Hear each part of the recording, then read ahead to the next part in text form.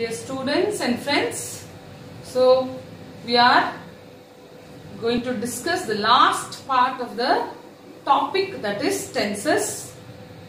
So in future tense, we have already discussed the simple future and future continuous or progressive in my last video. Now this is the last part of the session or the topic, that is tenses.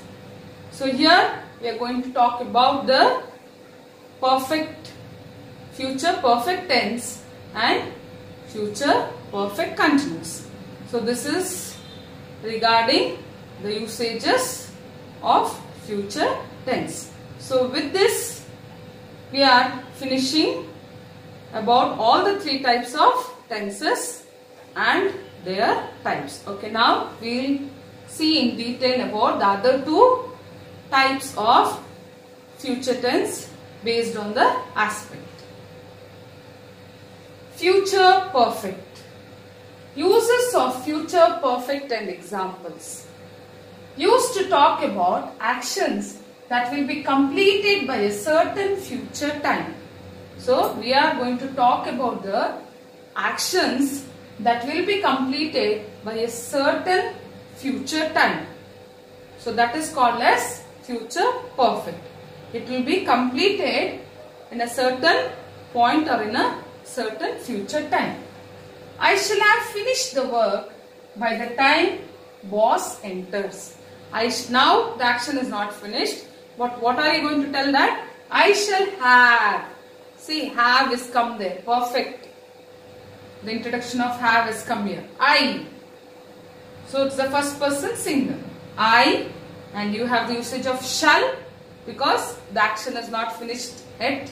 I shall have finished the work by the time boss enters. So by the time the boss enters, I am very sure that I shall have finished the work.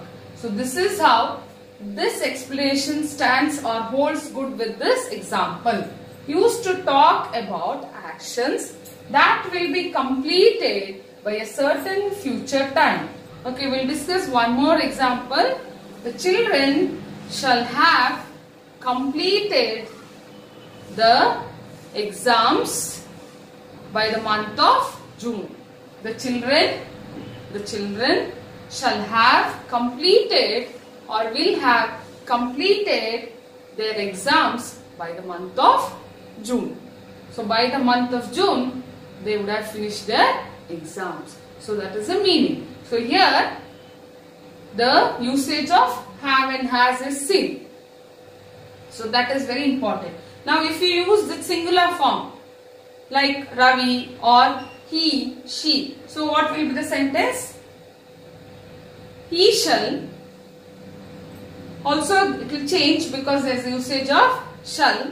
He shall have or he will have completed his course. He shall have or he will have completed his course by the time we go and meet him. By the time we go and meet him. Or he shall have or he will have finished his class by the time we go and meet him. So like this, you are giving or you are telling about the action which would have happened or which will get completed by a certain future time. Future perfect continuous or progressive. So this is the one more type of future tense. Uses of future perfect continuous and examples. Used for actions which will be in progress over a period of time that will end in the future. So it is referring the action which will be in progress. Means it's already going on. The action which is in progress or it is continuing over a period of time and that will end in the future. So the ending will be in the future. Example, by next July, see the reference there. By next July, we shall have been, have been.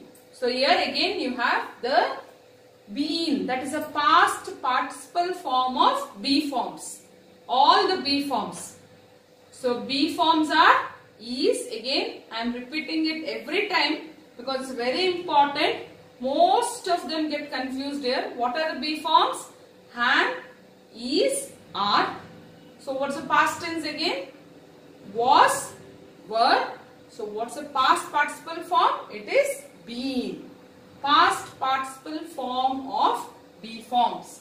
By next July, we shall have been living here for 5 years. We shall have been living here for 5 years. Means already they are there. See the usage. They are living there. The action is in progress. Already they are living. But it will get end in the future. So what is the ending here? We shall have been living here for 5 years. So this is the ending. And it doesn't mean that they will be not there in future. They will be there. But they are telling about the fixed period there. So how many years will have been they living there? So it is 5 years. So thus that action is finishing for 5 years. That's all. So by next July, we shall have been living here for 5 years. So one more example we can discuss there. By next June, the students studying in 10th standard, shall have been studying here for 3 years. It is depending upon the students, any students. So if they have joined this institution or if they have joined that school before 3 years, they can tell like that. Or very simple, if you want to talk here, if you want to talk about very simple aspects here, see here. Just try to replace things, or you can just leave this time period also, and also you can tell that here he shall have been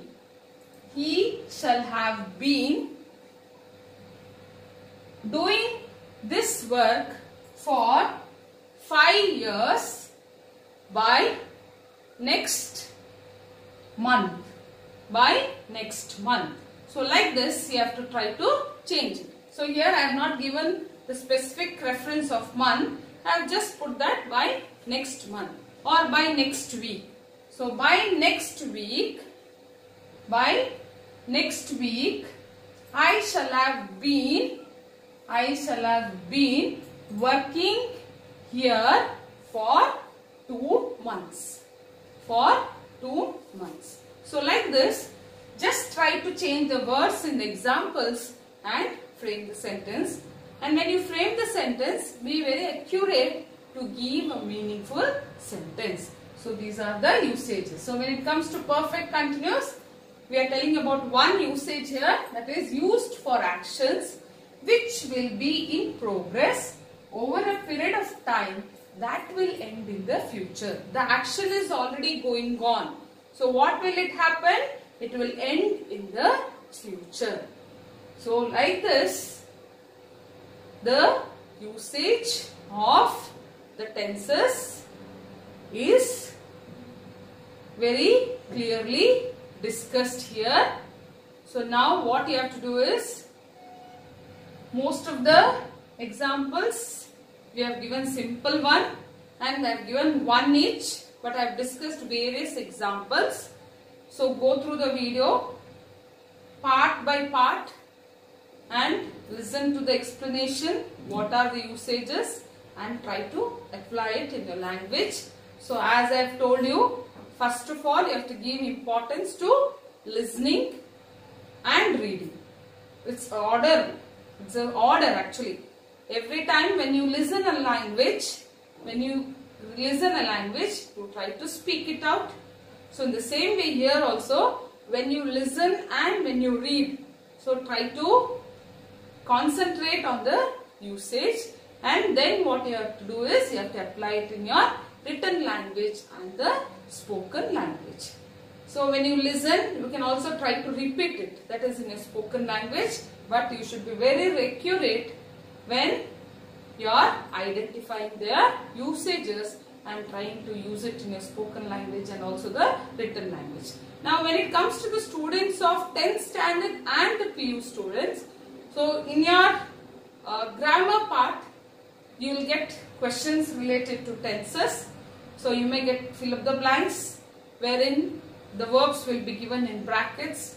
You have to see the situation and change it.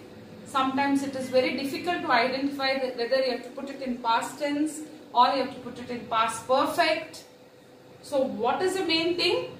Whatever usages was given, whatever usages were discussed here, you have to go through there so that reading and filling up is very easy, especially when a paragraph is given.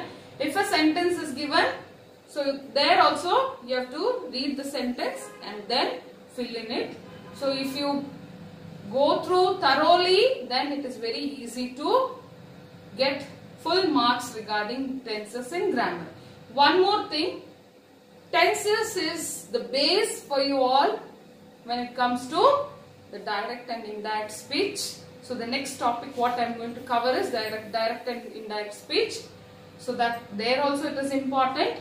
Then what subject verb agreement I had already done. There also the tenses will help you out a lot. And passive active voice. Yes. For that also you need tenses. That's why I have covered it first. So the next topic will be direct and indirect speech. So go through the videos. It is useful for all. That is the first language English in 10th, second language English in 10th, and the PU students and also the high school students. So all the videos are short in period. Listen to it and try to apply it when it is for your exam, whether it is your exam or when it is the usage of English in your day-to-day language, in your day-to-day writing or spoken language. Thank you. Keep watching the video.